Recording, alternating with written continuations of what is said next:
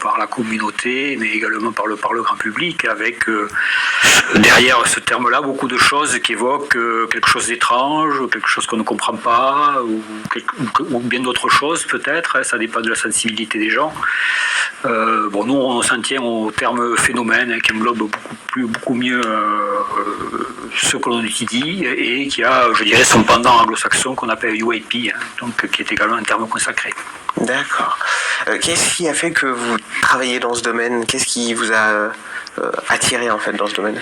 Enfin, moi je suis dans ce domaine depuis 2 ans, donc c'est assez récent. C'est assez récent. J'ai mené une carrière au CNES depuis le siècle dernier, on va dire. Et qu'est-ce qui m'a attiré là-dedans ? C'était le CNES choisit ses responsables parmi des gens qui ont un peu d'expérience.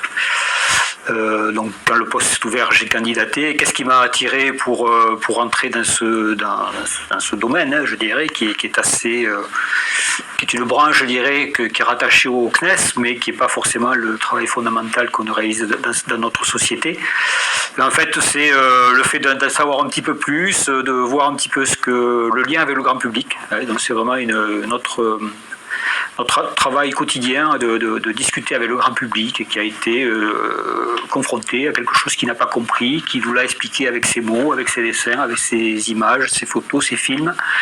Et nous, à partir de là, on est chargé d'essayer de lui apporter des explications sur ce qu'il n'a pas compris, en essayant de lui répondre, je dirais, sur le même ton que son interrogation. D'accord. Donc ça c'est l'objectif du GEPAN ?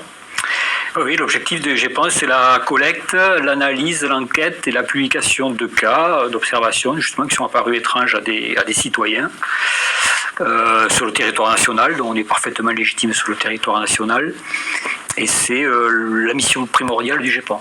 D'accord. Donc c'est plus une sorte de pédagogie en fait avec les personnes qui vivent des fois des choses qu'ils n'arrivent pas à expliquer.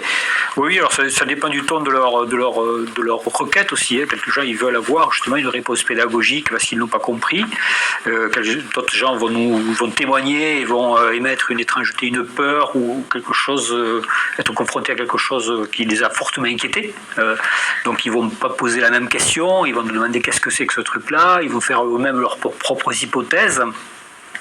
Et nous, à partir de leur récit, de leur observation, qui est tracée sur un questionnaire technique, et c'est de la façon dont on témoigne au GEPAN, on va apporter une réponse, je dirais, comme je dis, dans le ton de leur requête, en essayant déjà de trouver techniquement ce qu'ils n'ont pas compris. Et si on fait un petit peu de pédagogie lorsqu'on sent qu'il y a matière à en faire, et puis on est dans un ton plus rassurant aussi, s'il y a matière à être plus rassurant.